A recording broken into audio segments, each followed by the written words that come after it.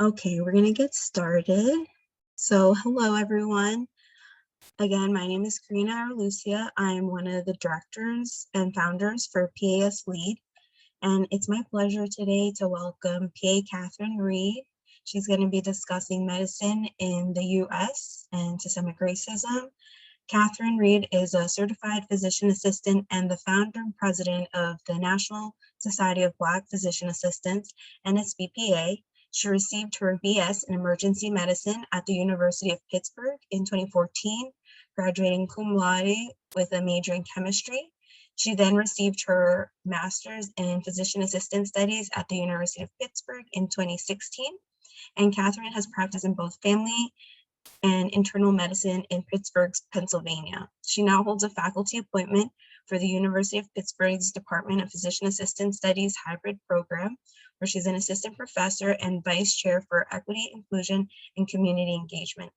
Additionally, Kathryn is a member of the Pennsylvania Society of Physician Assistants Health Disparity Committee. In her spare time, Kathryn facilitates gentle yoga classes rooted in anti-racism framework.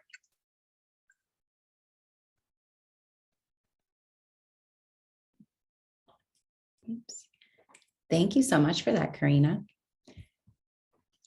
Let's see here. Can everyone hear me okay? Okay, great. It is so wonderful to be here with you all today. I am going to touch base on systemic racism in medicine and a little bit about health disparities. I might cover some of the things that were already discussed earlier in the first speaker, and I apologize if that's the case. I wasn't able to make that. Meetings on Saturday morning, you know? All right, my friends. Maybe it'll let me click. Okay. All right. So just some objectives here. We're going to define racism, systemic racism, and health disparities as they relate to healthcare and healthcare providers, which all of us will become or are. And then we're going to discuss some national infant and maternal morbidity and mortality rates and trends. All right, so some guidelines about this information. It can be a little triggering. So none of this information is meant to be accusatory as we talk about our country's history. I would say most of us kind of do this. And so it's important to sit with those feelings a little bit, breathe through them. As Karina mentioned, I'm a yoga teacher, so I use the breath as a way of kind of working through some uncomfortable tension. Feel free to do the same or whatever else you need to do, taking a sip of water, etc. We have to know our history to be able to really ensure that we're not perpetuating harmful practices as we move forward, especially as providers. Alrighty, so we're going to move through some definitions. Definitions allow us to all be on the same page. Everyone has their own idea about racism, prejudice, systemic racism, and what those things are. But if we all have the same definition that we're operating out of, I think we can have higher level conversations. And that's the point of us discussing definitions at this time. All right, so the definition of racism that I use is this one listed here. So racism involves one group having the power to carry out systematic discrimination through the institutional policies and practices of the society and by shaping the cultural beliefs and values that support those racist policies and practices. And I think we can all sit with that for a little bit. It's a little heavy, right? But it boils down to the fact that racism is really this product of prejudice and power. You have to have the power dynamic for it to actually be racism. So when folks tell us, specifically me as a Black woman, they'll say things like, it's reverse racism if you say that you don't like white folks, right? And I'm like, yeah, except it's not, right? So I can be racially prejudiced toward white folks, toward brown folks, toward people with blonde hair, right? I could have that, but it would not be the same thing because the power dynamic is still there. I cannot systematically oppress all of the humans that have whatever racial identity that I am racially prejudiced against. That just does not happen, right? I can't go backwards in history and enslave those folks, steal their land, do all of the things that have led us to the points that we are in right now. And so I think thinking about that dynamic is really important, especially because it can be really uncomfortable, usually as a white person, probably, to have that conversation. And so ensuring that we know exactly that it's a system, right? And that we need to understand how we participate in those systems is really the point of having these conversations, at least in my brain. You guys can have your own opinions about that. All right, so systematic racism. So this oppression is not a minor addition to our structure, right? It's a systemic problem essentially across all major institutions. And we're talking about everything, right? We're talking about housing and healthcare. We're talking about the justice system. We're talking about education, right? And the United States was founded on racial oppression, right? I kind of alluded to it a slide ago. We're talking about Native Americans and the land being completely taken from them and then them being decimated. And then we're talking about Africans being enslaved and becoming laborers on that stolen land, right? And so we have to remember that. Folks like to talk about post-racial society and like to talk about the fact that we're so far removed from those things happening. But we're really not. I won't give you a full history lesson, but I think that we really need to remember the fact that these things happened not that long ago, and that the impact of that is still being felt both by the descendants of those folks and by all of us, because the healthcare that's being provided is very much ingrained in a society that didn't look at folks as humans, right? And so I think that's very, very important to remember. Okay.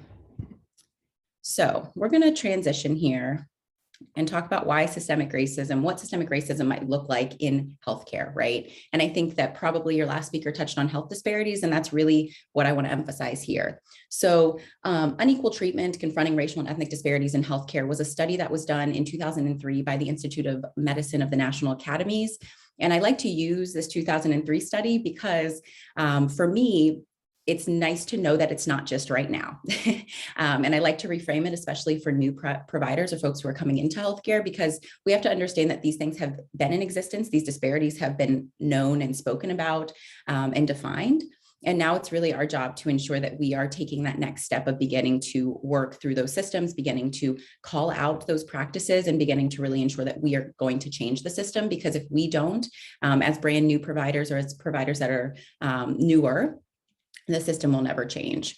All right, so essentially the Institute of Medicine of the National Academies were tasked with researching why racial and ethnic minorities tend to receive a lower quality of healthcare than non-minorities, even when access-related factors like insurance and income were controlled. And they came up with the Institute of Medicine's findings and recommendations on health disparities, or the IOM study. So these are just a couple of the findings that I pulled out. I won't read them to you verbatim, but essentially the first one is saying that the disparities exist and they are associated with worse outcomes in many cases, and so they're unacceptable. But it's nice to have that written down, because a lot of people, not everyone, but some people might want to argue that point with you. And it's a fact. It's not something that we're making up. You can't gaslight that conversation, comment. It's a fact, right? And then the second point here is really important for the conversation we're having today, which is that racial and ethnic disparities in healthcare occur in the context of broader historic and contemporary social and economic inequality and evidence of persistent racial and ethnic discrimination in many sectors of American life. I would say that most of us can agree with that statement. And then, of course, the statement that many sources, including us, the systems we operate within, our patients, the utilization managers, all of us may contribute to those disparities. And that's why doing this work is so important. That's why learning this information is so important. And then the last point here is that bias, stereotyping, prejudice, and clinical uncertainty on the part of healthcare providers may contribute to those disparities in healthcare. That is a little bit outside the scope of this specific PowerPoint, because bias, stereotyping, and prejudice, I have like a 2-hour series on. So at some other point, I'm happy to share that information, but we'll touch on it, but we won't go in depth. But I would say like bias, stereotyping, and prejudice are things that we need to be very, very aware of. The same type of understanding of definitions that are broadly accepted in the medical community, understanding how we have all been conditioned to believe certain things, specifically by our culture, and how we can really unlearn that. And sometimes it's not just acknowledging that you have bias, but you have to find strategies to actually prevent and mitigate that from impacting your peers and your patients. Because it's a skill, it's something that we've learned over time. It takes time to unlearn those. All right, so some of the recommendations from this study. The two that I pulled out were that we need to increase healthcare providers' awareness of disparities. Conversations like this are a wonderful way to do that. And then increasing the proportion of underrepresented U.S. racial and ethnic minorities among health professionals. I would say diversify the profession overall is a really good way of pulling that outside of the racial and ethnic minorities piece, right? And although these were just 2 points from this specific study, I would also say implicit bias awareness and strategies to mitigate their impact is key, right? Continual learning about different cultures, ensuring that you're opening yourself up to hearing how different folks have been treated or mistreated within the healthcare system, and not taking personal offense as a provider or someone who's going to be a provider, right? We have to acknowledge that our system is broken. We need to be doing the work to fix it. And then, of course, having the awareness of our role within the healthcare system and the health disparities that we could continue to perpetuate if we are not careful.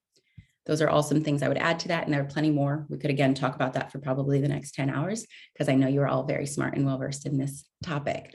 All right, so let's dig a little bit deeper into health disparities here.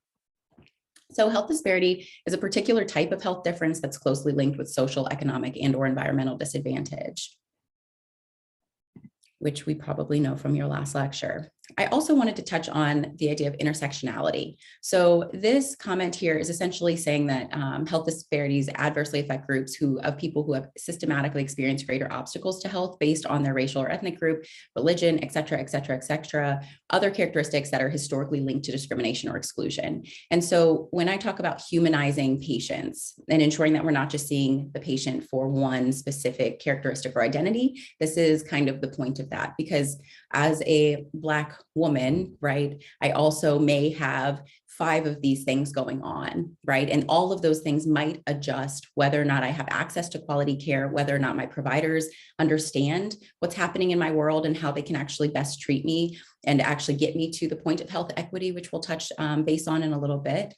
And I think we just need to remember that it's never just about racial and ethnic characteristics, right? Each person has a lot of different characteristics and identities that exist within that person. So to humanize the person in front of you means to acknowledge that they're a multi-layered individual that we have to be able to connect with to really provide the best level of care. And I just want to touch base on that because sometimes that note gets lost within the broader context of just the racial and ethnic disparity conversation. We get our blinders on, but every Black and brown person that I know has many other things going on in their life besides just the skin tone that they happen to be born with, right? All right, so let's take a closer look. We're going to touch base on infant mortality here because this is what kind of interests me the most. I've done a little bit of work in family practice and OB-GYN, and specifically in Pittsburgh, Pennsylvania, which has a pretty miserable and awful infant mortality rate, specifically for Black women. I think it's something we need to talk about because across the country, it's also like that. It's not just in Pittsburgh. All right, so let's start with some of the basics here. Currently, the US ranks 33rd out of the 36 wealthiest nations in infant mortality, and Black infants in America are more than twice as likely to die when compared with white infants. The numbers are listed there. This gap is currently wider than it was in 1850, which was 15 years before the end of slavery. And that point is something that I want to just take a moment to sit with, because during slavery, we know that there were different medical advances that occurred between then and now, right? We understand that care was determined about whether at that time, whether you were a slave or someone who owned slaves or was, a white person versus someone of color. And we are still in this position now, which is a little bit dismal to say the least, right? And so in 1960, actually, the US was ranked 12th out of 36, but we've fallen significantly behind, and it's largely due to the death rates of Black infants. So I think we really need to focus on that part. And so that's why it's part of the talk today. So this is just another way of looking at this information. Some folks are visual learners, and I like to make sure that we at least include a graph or a graphic. So you can see here, this is the same information you can see on the far right side of the graph. Non-Hispanic white death rates per 1,000 live births is 4.6. And on the far left, you can see non-Hispanic Black folks are 10.8. Sorry if I said right and left in a weird way. I just thought about that. It's been one of those weeks. But either way, you can see the distinct difference there. And this is CDC data, and this is the most recent CDC data from 2018.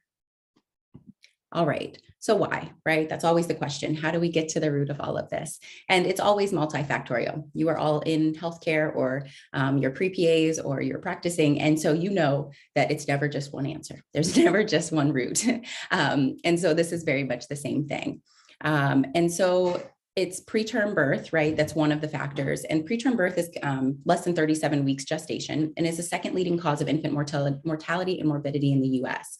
In 2019, the rate of preterm birth among African-American women was about 50% higher than the rate of preterm birth among white or Hispanic women. That's huge, right? And so clearly we have to go backwards. We need to go back to the mothers or the birthing persons to really see what's going on there. So let's talk about some maternal facts. So Black women are 3 to 4 times as likely to die from pregnancy-related causes when compared to white women. And between the years of 2014 and 2017, 41.7 deaths per 100,000 live births were recorded for non-Hispanic Black women, and 13.4 deaths were recorded per 100,000 live births for non-Hispanic white women. And just looking at those numbers, you know that they're very different, right? And I just want to make a comment here that I don't ever mean to say only 13.4. And if that ever comes out of my mouth, please call me out on it, because any death is tragic, especially in this space of maternal care, right? And I think that the point that I'm always trying to make is that if we are doing better for the folks who are at this point on the lowest end of this health disparity piece, everyone benefits. The system benefits. Even the folks that are losing folks at lower rates will still benefit from better healthcare and better systems. And so we need to really be working to improve all of those rates, but specifically focusing on the folks that are being the most impacted right now, which is the Black women in this case.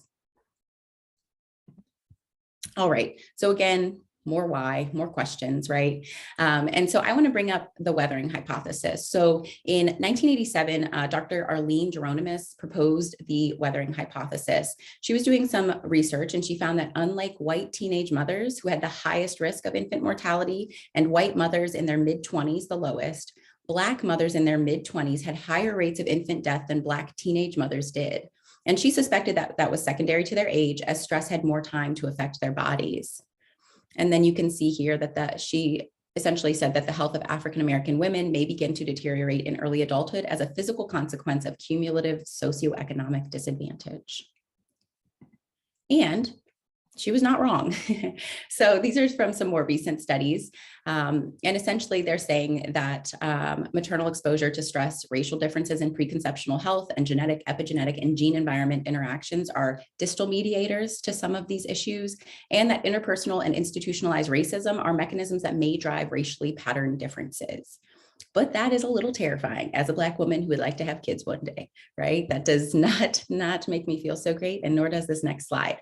So on this slide, it's really focusing on the fact that middle class, sorry, half my slide is cut off here, that middle class white folks or Black folks, I'm sorry, end up having higher rates of death than lower class white folks or educational attainment wise, right? So on the far right here, you can see that advanced and professional degree, and you see the darker blue column at 6.1. I would fall into that category as a Black woman who has a master's degree, right? And you look all the way to the left and you see that 8th grade or less education, and you see the lighter blue column, and that's for white folks, and you see 5.9.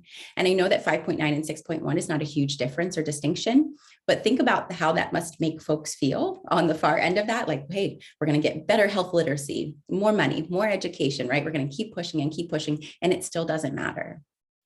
That is an awful feeling to have. And that's kind of why I do this work, because for me, it's personal, right? For me, it's about not just me, but my friends and my sister and the folks that are going to operate within a healthcare space who might be negatively impacted based on research, right? Not just based on anecdotal thoughts or feelings, but based on research. All right, so let's talk about Serena Williams, both because she is a wonderful athlete, but also because of her birthing story. So Serena Williams spoke to Vogue after her daughter, Alexis, pictured here, was born. So Alexis was born on September 1st of 2017. She had a PE, or a pulmonary embolism, sorry, the day after delivering her daughter. She had a history of clotting and was gasping for breath after delivery. She was initially ignored, and then had persistent coughing and symptoms that caused her to rupture her C-section suture wound. And during that subsequent surgery, they found a hematoma in her abdomen that required more surgical intervention, and she was bedridden for 6 weeks after her delivery. We're talking about Serena Williams, who has money and access and choice in who her providers are, right, and where she gives birth. She has probably higher health literacy than some of our patients do. And yet this still happened. She still wasn't listened to, and may have been closer to losing her life than we like to think about, or maybe that she wants to think about, right? If it's happening to someone like Serena Williams, it's happening to folks who are not Serena Williams on a very regular and persistent type of trajectory, right? And so I use this as just a way to open the conversation, because we have to constantly be thinking about it. We don't have the luxury as providers to think that it doesn't impact the folks we see every day. And I think that Serena Williams, of course, I'm very grateful that she is where she is now and is feeling much better, right? But with the best prenatal care, probably the best access, the best money, and she still had this experience, that's saying something about our healthcare system, right? And about the systems that are in place and the fact that it's not just individualized. There's a system in place that is perpetually harming Black women and harming many different racial and ethnic minorities. And we need to be very, very aware of that as we begin practicing or continue practicing. All righty. And this is kind of just tying up all of that commentary and conversation in one place. So for Black women in America, an inescapable atmosphere of societal and systemic racism can create a kind of toxic physiological stress, resulting in conditions, including hypertension and preeclampsia, that lead directly to higher rates of infant and maternal death. And that societal racism is further expressed in a pervasive, longstanding racial bias in healthcare, including the dismissal of legitimate concerns and symptoms that can help explain poor birth outcomes, even in the case of Black women with the most advantages, i.e. Serena Williams, right? Okay.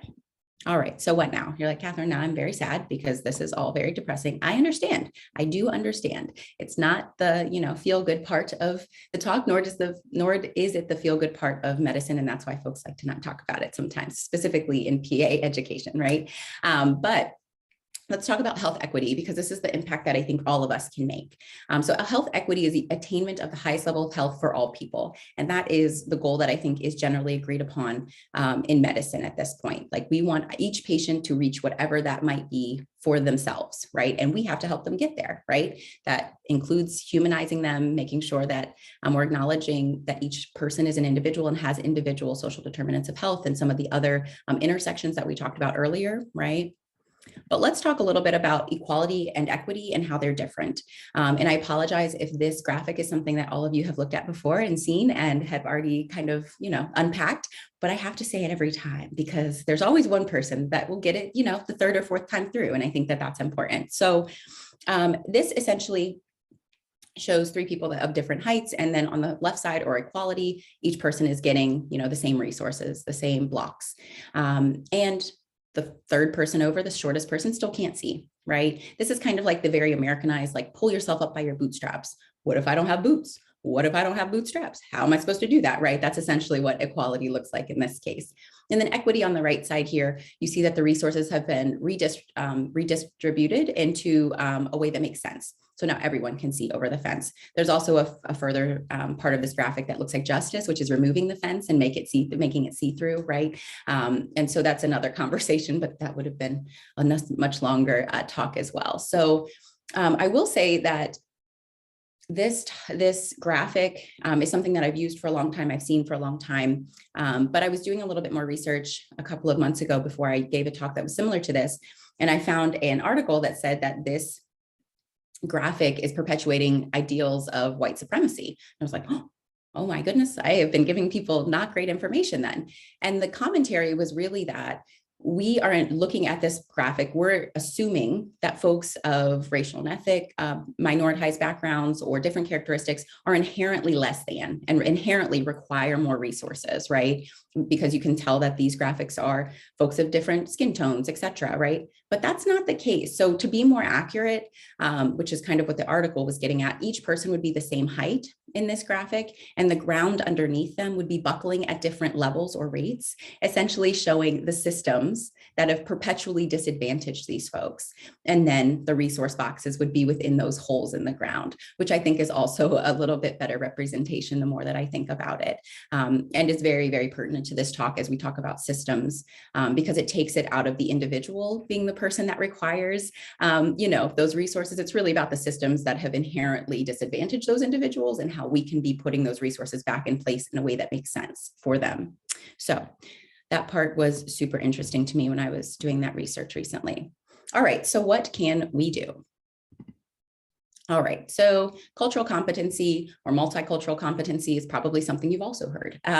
But cultural competency is something I want to touch on because it's really encompasses what we all need to be doing, right? Learning about becoming allies with people from other cultures, broadening our own understandings, and then increasing our ability to actually participate in a multicultural process, which I would argue is life, is healthcare. Everything is a multicultural process, I would hope, right? And then the key is having respect for different lived experiences and being open to learning from people who differ from you. And I want to make a note that cultural competence is much like clinical competence in that you never really achieve one thing and you can stop learning, right? You can't read white fragility and be done with your cultural competence for life. It's a constant and evolving process. And so I think we just need to make note of that, because sometimes people are like, okay, I've done the IAT, right? The Harvard Implicit Association Test, and I know my biases and I've worked through those and now I'm good. But this is a constant learning process that we all need to be paying attention to. Okay, let's see here. Alrighty, so what can we do? So we can evaluate and question the practices and policies of our workplaces, our homes, and our social environments. Who are you around? Do you all have the same identities? Do you all have the same characteristics? Do you all think the same, right? We tend to kind of isolate ourselves with folks that think similar things, and that could be good or bad, but making sure that you're open to having other folks in those circles, listening to other experiences, which is really hard when we've had such a polarizing, I would argue, like 10 years, maybe 12. And so it's a little bit harder to do that, but that is something that will actually begin to move us in the right direction, right? Joining or supporting minority peer efforts on hiring or admissions committees and workplace leadership groups to improve the gatekeeping practices. If you're in a PA program and they allow students on the admissions process, or that's something that you can bring to them, right? Especially students from diverse backgrounds, I think that's really important. And then engaging with local and national advocacy groups who support an increasingly diverse PA workforce, i.e. this group right here, which is fantastic and a great way to do that. Becoming intentional about recognizing our biases and employing strategies to decrease their impact on our patients and our peers. So recognizing and then employing strategies are two different things, right? We can recognize our biases, but we have to be doing the work to actually employ some different strategies. If you do a little bit of research on those things, the strategy information is out there. There are many, but I would invite you to take a look at that if that's something that you're working on right now in your personal practice. And then educating yourself with CME, books, lectures like this, open conversations with people who have different lived experiences and views than you, and be honest with yourself, right? It is okay, to adjust your viewpoint when you are presented with new knowledge or facts. We are all learning. We are all growing. Every day I learn something new. I never ever say I'm an expert at anything because I want to be learning. I want to be able to evolve and change my mind as I am presented with new facts, right?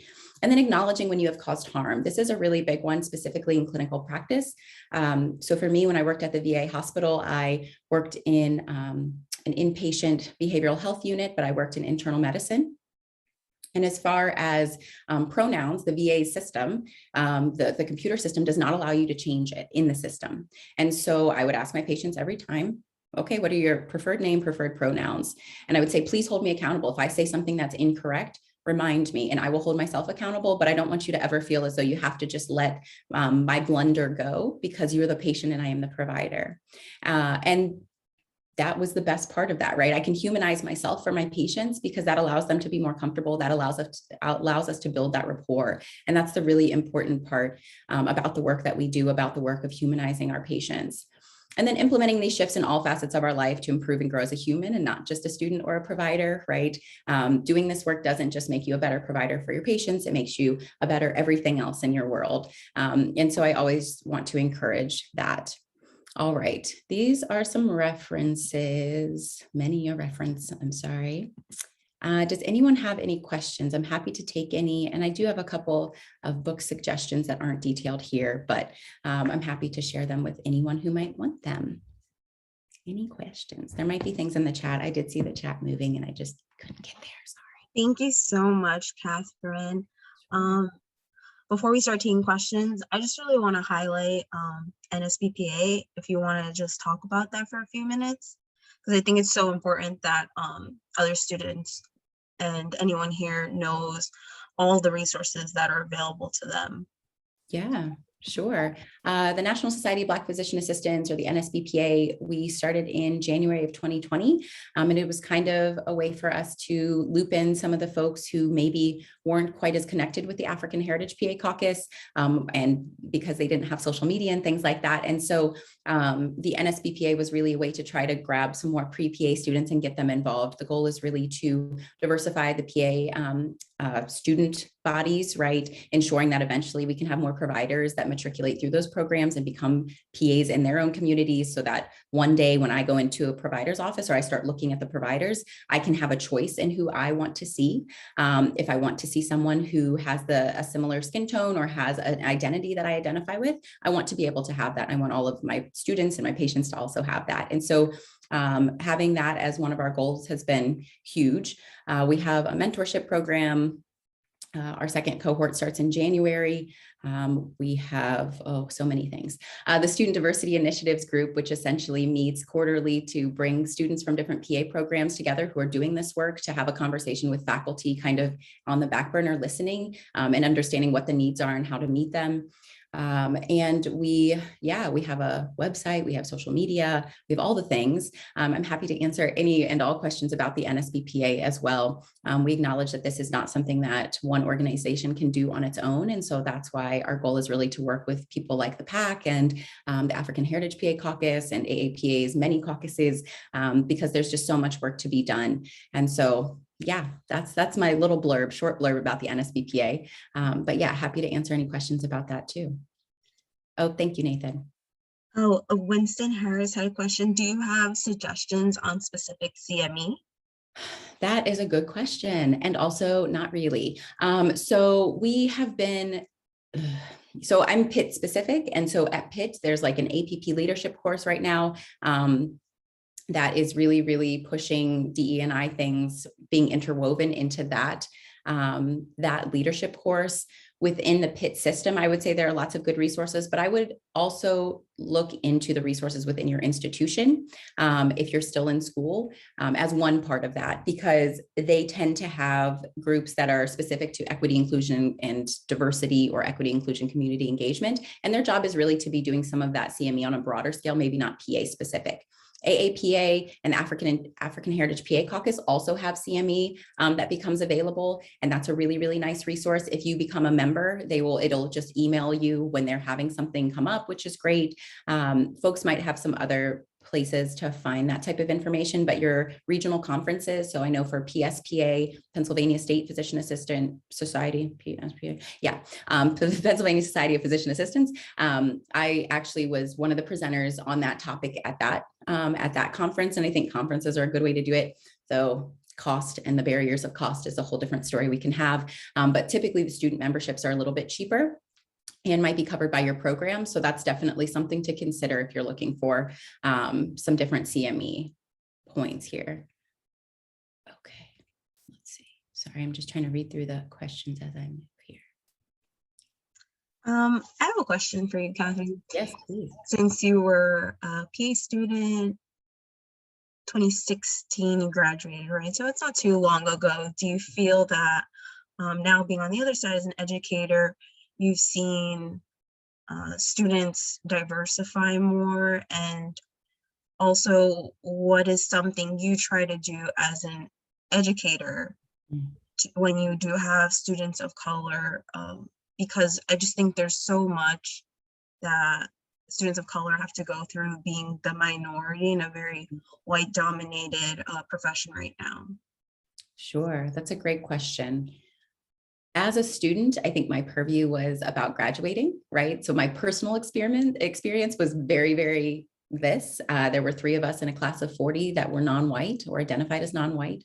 And I think now I also just have a different perspective because I get to interact with so many different students who are of so many different backgrounds and trying to enter this field. So I think my perspective probably shifts how I feel about that and how I might answer that question. I think in education, in academia, in programs, we have a lot of work to do. I think we have to look at the admissions processes. I think we need to look at CASPA and how expensive it is. I think we need to look at what we're doing to ensure that the actual program, institution, situation are actually inclusive and not just going to bring folks in to hit those, diversity, equity, and inclusion quotas, because PAEA has basically made new standards, right? And they have to be able to meet those things, but that doesn't mean that you just bring in folks and then let them fail out, right? We can't let that happen. And so I think there's a lot of work to do still on that side of things. And I think, so I know specifically through the student diversity initiatives conversations we've been having, I know different programs are doing that work, right? Having systemic racism courses within, just embedded within their system, within their programs, right? That's huge, because then it's not just a one-off conversation. It's something that's longitudinal throughout the entire education of all students, not just the diverse students, right? But white students too, which is so key. I think that some of those places, right, having like the diversity board member within the student society is huge, DE&I somewhere in there. But I think we're trying, but I don't think everyone's trying. And I think that is the most frustrating part for me within academia and education, because we need to all be working to push forward inch by inch. And I think that there are certain programs that are going to have other things higher up on their to-do list, honestly.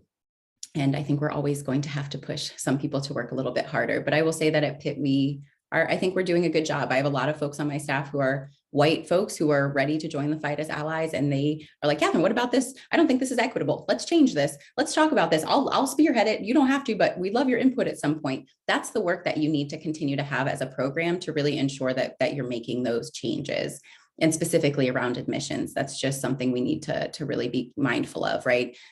Distance traveled or lived experience really needs to be a better factor versus GPA, GRE scores, things that may or may not be the same for students of different backgrounds who have different levels or rates of access to those things and different resources. So that was a convoluted answer, but yes, and I think there are more people doing the work, but I also think there are always going to be folks that we have to push. And I think academia is far away from where I want to see it. And I acknowledge that there's tons of work to do, which is why I'm in this place, which is why becoming an advocate, right, or choosing to pursue academia is really important if that's something that you're interested in shifting or seeing change in. And I just want to give a shout out to the comment in the chat about funding to diversify the perinatal workforce, PAs, doulas, midwives. I have lots of friends who are doulas and midwives, and they are doing the darn thing. They are out here saving lives every day. And I just want to give like a super big shout out to them, because it is hard work. It is not great funded work. There's a lot of grants and things that have to go into them being able to provide the care that they do. So I just wanted to make a note of that, because I did see that. And yes, African Heritage PA Caucus, PAs for Latino Health, yes. And then please post books related to the topic. Okay, perfect. I will add those in. I don't know what time we actually have, but I will stop talking. Does anyone have any other questions they'd like to ask before we take another break, before the next discussion? Oh, that's so true. I'm just reading. You guys have great comments. Thank you so much.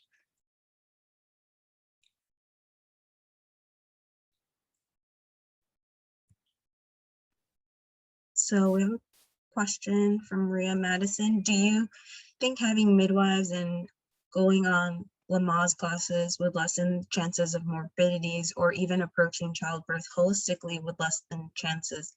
I think majority of not having access health insurance cover these practices continues the issue. Yeah, I think yes. So having any advocate with you, right, is a huge deal. And sometimes a midwife can truly be the difference for folks. Going to Lamaze classes, things like that might, right? There's good information that's shared in all of those avenues. So I don't mean to disparage any of them. And I think access to those spaces is hard, to your point. I think holistically thinking about the entire spectrum of childbirth, right? From prenatal to postnatal care is really, really important. And I think that if we as a country looked at it more holistically, I think everyone would benefit, yes. But I do think that things like health insurance having such a direct impact on what folks can access and what they cannot access, what they can afford and what they cannot afford, is a huge part of that. I think over time, we would see a decrease in the different morbidities. And I think over time, we'd probably just have a more educated group of folks, birthing persons who are having children. So yes, and if we can find a way to do all of those things, I am here to support in whatever way I can. Oh, yes. That should be the, sorry, I'm going to just scooch back here. Here we go. So the last reference on this page is the equity picture is actually white supremacy at work is here. And yes, having a conference with all of us would be fantastic. I think that is always the goal, always the goal. Maybe when things are more in person at some point for like AAPA or some of the national conferences, that would be a really nice way to get a lot of people in one area, but doing it virtual would be more accessible. And so I think that we need to have that conversation too, but I'm always open to anything like that. And to your point, yes, we are all doing the same thing, but we're all doing it a little differently. And we all have a way of working collaboratively, and like a puzzle piece, we all fit kind of together. And our goal is just to keep pushing, which is essentially what Nathan is saying here. Yeah, all of that. And yes, putting pressure on programs to make the change. Yeah, that's it. Yeah. Thank you again, Kathryn. I really appreciate you taking Saturday off to be here with us and talk about all of these things, because unfortunately, we'd like to think everyone gets this type of education, but sometimes some things slip through the cracks, or you get one lecture and you don't really get in depth like this. Yeah, of course. I'm happy to be here. Thank you for inviting me. I hope you all have a great rest of your day. I'm going to go work on some more grants. Thank you. Of We're going to take a course. little break until 12 o'clock, everyone. Hi, everybody. Thank you.